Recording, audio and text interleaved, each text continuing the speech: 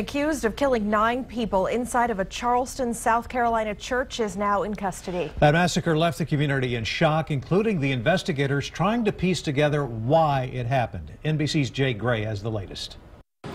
The shock and mourning outside the Emmanuel African Methodist Episcopal Church in Charleston and across the nation has just begun. To say our thoughts and prayers are with them and their families and their community doesn't say enough to convey the heartache and the sadness and the anger that we feel.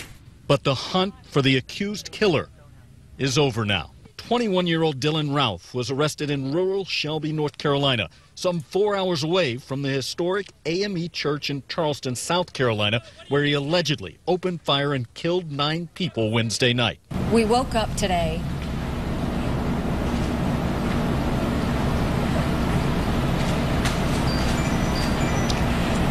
and the heart and soul of South Carolina was broken. Police say Ralph, seen here entering the church on surveillance video, attended a prayer group inside the church after asking to meet the pastor. Ralph allegedly sat in the meeting for an hour, then opened fire.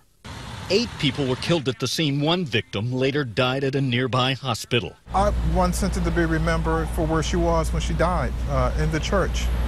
She was a strong lady of faith. She was committed to her community. She loved her family, and she loved her congregation. Among those killed, the church's pastor, who also served as a South Carolina state senator. Known as Mother Emmanuel, the Charleston church is the oldest AME church in the South, dating back to 1816. Today, hundreds packed a nearby church for a prayer vigil to mourn those killed and to stand together in the face of this tragedy. No act will ever destroy the foundation of this church.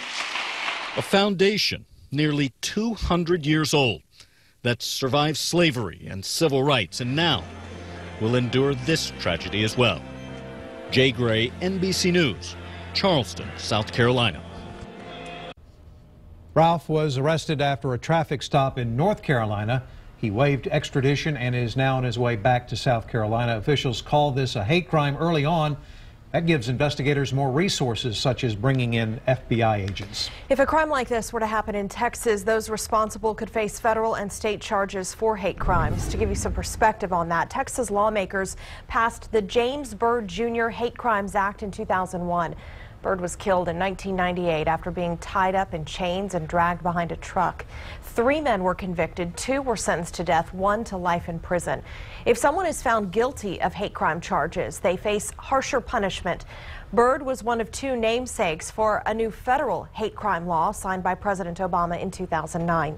After several shootings in places of worship, some may consider carrying a weapon for protection, but many states specifically list when guns are allowed in churches. And in South Carolina, someone has to have specific permission from church leaders to carry a weapon inside.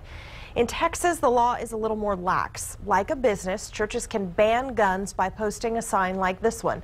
Church leaders can also tell individuals they cannot carry a weapon without posting the sign. Violating the Texas statute can earn you a year in jail and a $4,000 fine. A prayer vigil